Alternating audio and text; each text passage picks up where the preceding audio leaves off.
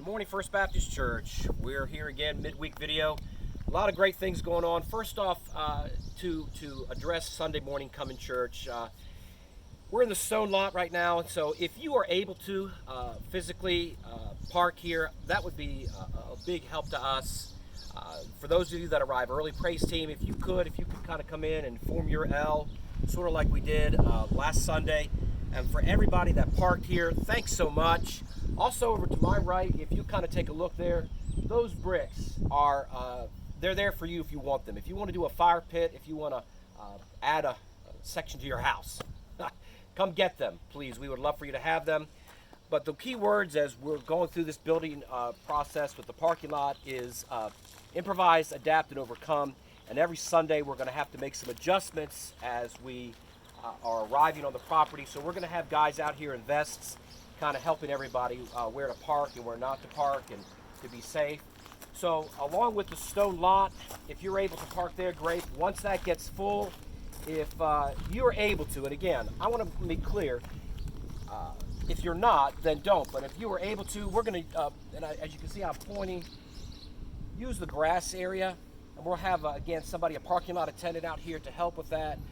What we want to do is leave our front row spaces for our seniors and for those that are physically incapacitated, if you've had surgery or you've got some orthopedic issues. So those spots are going to be for you. We're going to walk over here in just a second. We're going to show you the progress that the construction guys have made on the new parking lot. So come on with me this way. We're on the new parking lot right now, at least what's been completed so far. And I got to kind of pause right now. Pete Delaney mentioned last week that if I ever just wash out as a pastor, if you guys don't want me anymore, I can be a roving reporter. So here I am on site, First Baptist Church, and I want you to take a look. We're going to scan the camera and look at the parking lot, what we've gotten done so far. And by we, I don't mean me. I mean the guys that are doing the project for us.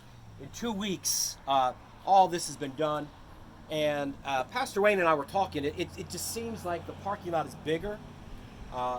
I don't know if it really is. It probably isn't, but it just looks that way.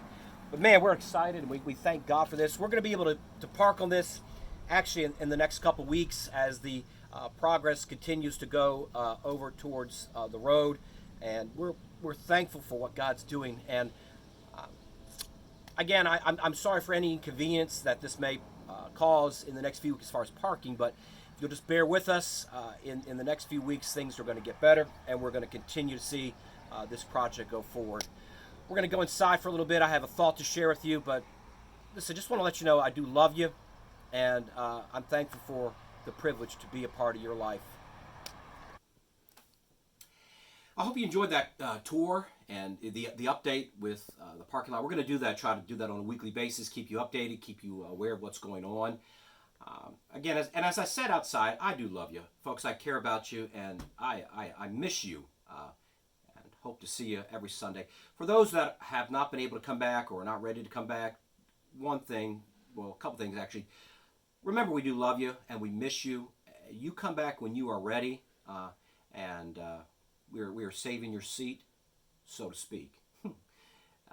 The auditorium is, looks a little different as far as our tape goes. But thought for this week, really short one, but I think an encouraging one. I hope will be something. Jesus says, "Whoever wants to be a leader among you must be your servant, and whoever wants to be first among you must be the slave for everyone else. For the Son of Man came not to be served, but to serve others and give his life a ransom for many." I think Jesus set the model there, and I kind of wrote down a couple thoughts as far as acid test. How do I know if I'm actually serving others or serving self? So a couple thoughts. How do you respond when you don't get a thank you for what you've done? How do you respond when people take you for granted? How do you respond when no one even notices what you've done? How do you respond when someone takes credit for what you did or for your work? Well, that's an alley one, isn't it? How do you respond when your sacrifice and your generosity are completely ignored or overlooked? How do you respond when you're disrespected?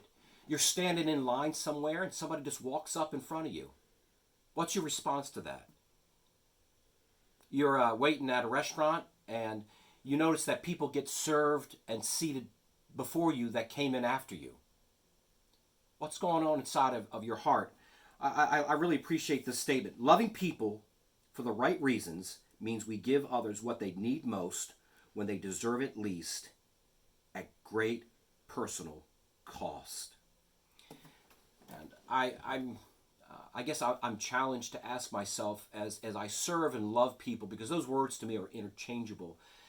As I serve and love people, I think I have a genuine problem with asking a question: how much is this going to cost me, or what this is going to do to me? So before I serve or love on somebody, before I do, I tend to do that unconsciously, and I tend to do that without thinking. And the truth is, Jesus says, if you want to be first, you need to be last, right? He says, if you want to follow me, take up your cross and deny yourself, to put yourself last, and to love others, to serve others. Wow, that's a big deal. I challenge you this week to take a look at these scriptures.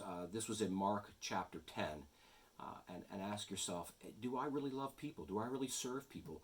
Or do I only love or serve when it's convenient and when it doesn't cost me anything? Hope that's a blessing to you. I hope you appreciated the update. The parking lot is doing well. The roof or the ceiling project inside is done, and we're thankful for that. Things are a little bit more normal on the inside. Church, I love you. I look forward to seeing you this Sunday. A really great treat, by the way. Our very own Pastor Wayne is going to be preaching this Sunday, and I want you to be there for that. I know that God's got great things in store for us through Pastor Wayne. Love you, appreciate you. See you Sunday. God bless.